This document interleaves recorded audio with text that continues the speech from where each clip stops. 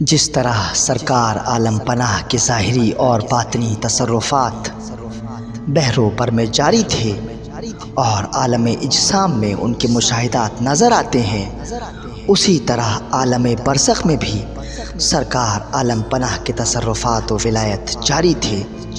اکثر لوگ بیان کرتے تھے کہ سرکار عالم پناہ کی خدمت میں جنات بھی حاضر ہوتے تھے۔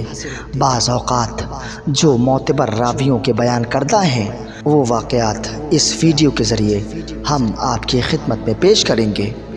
مولوی حکیم محمود علی صاحب لکھتے ہیں کہ میرے خالو چودھری محمد عبداللہ صاحب رئیس صدرک، جو ایک صاحب صحت و تقویٰ بزرگ تھے اور ان کی عمر اس وقت قریب 100 سال کی تھی، آپ بیان فرماتے ہیں کہ میری ابتدائی عمر میں جب سرکار عالم پناہ کا زمانہ شباب تھا تو سرکار عالم پناہ ایک مرتبہ حسب دستور قصبہ صدرک میں رونق افروز ہوئے۔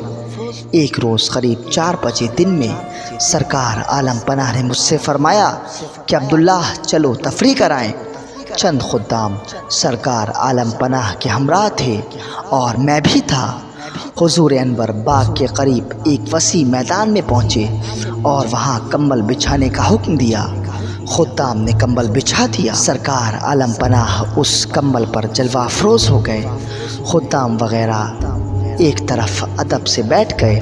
تھوڑی دیر کے بعد ایک سیاہ کتا وہاں معلوم ہوا اور وہ کچھ دور ہٹ کر سلیقے سے بیٹھ گیا، یہاں تک کہ 4 کتے ایک ہی رنگ اور ایک ہی قد و قامت کے موجود ہو گئے، مگر دریافت کرنے کی کسی کو جرت نہ ہوئی اور سب خاموش بیٹھے رہے۔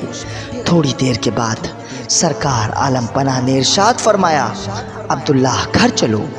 سنتے ہی وہ کتے بھی وہاں سے رخصت ہو گئے اور سرکار عالم پناہ اپنے ساتھیوں کے ساتھ قیام گاہ پر تشریف لائے۔ سب ہمراہی ایک دوسرے کا منہ دیکھتے تھے کہ یہ کیا معاملہ ہے۔ حضور پرنور نے خود ہی ہم لوگوں کی طرف دیکھ کر ارشاد فرمایا، یہ کتے نہیں تھے، جنات تھے اور ہمارے مرید بھی تھے۔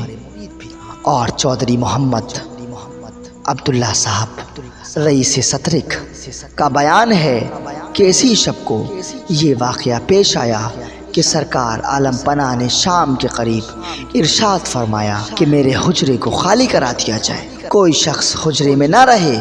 سب اٹھ کر کھڑے ہو گئے۔ اس کے بعد سرکار عالم پناہ نے اپنے دستے مبارک سے حجرے کی کنڈی لگا لی۔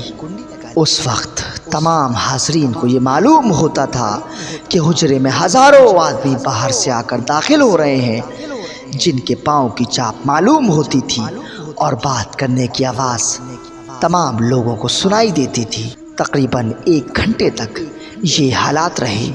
اس کے بعد مکان بالکل خالی ہو گیا۔ سرکار عالم پناہ نے حجرے کی زنجیر کھول دی۔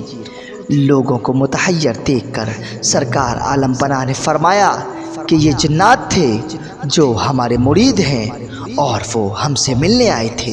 سلام ہو اشرف العالمین پر، سلام ہو حضرت عشق علیہ السلام پر۔